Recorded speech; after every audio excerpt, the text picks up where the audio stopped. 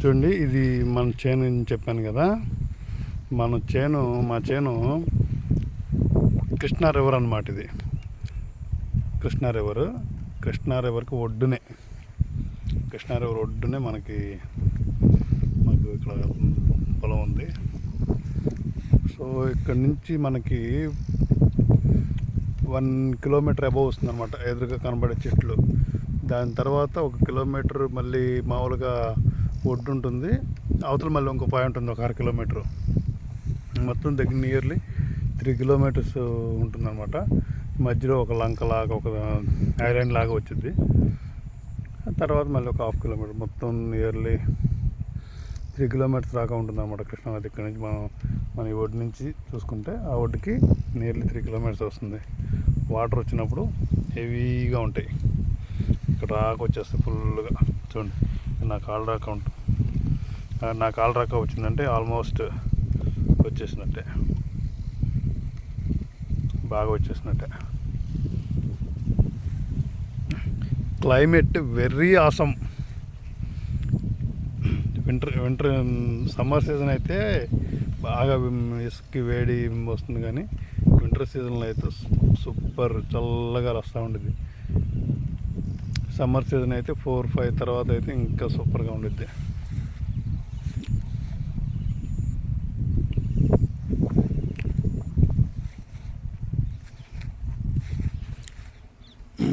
చూడండి, మనకి తమలపాకులు కోసిచ్చారనమాట.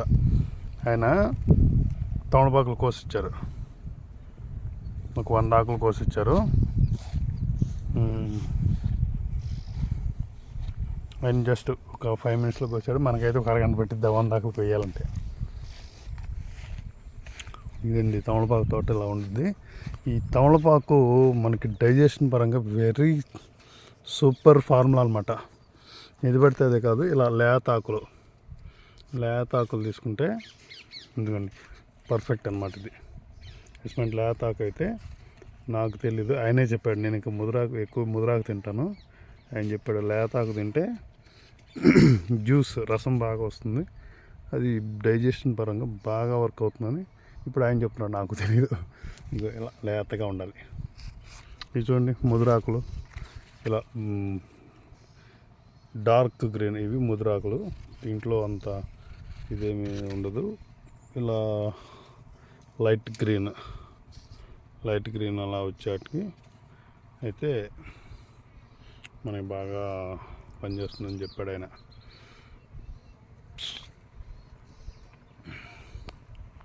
అది ఫ్రెండ్స్, ఇది తమలపాకు తోట ఎలా ఉంటుంది.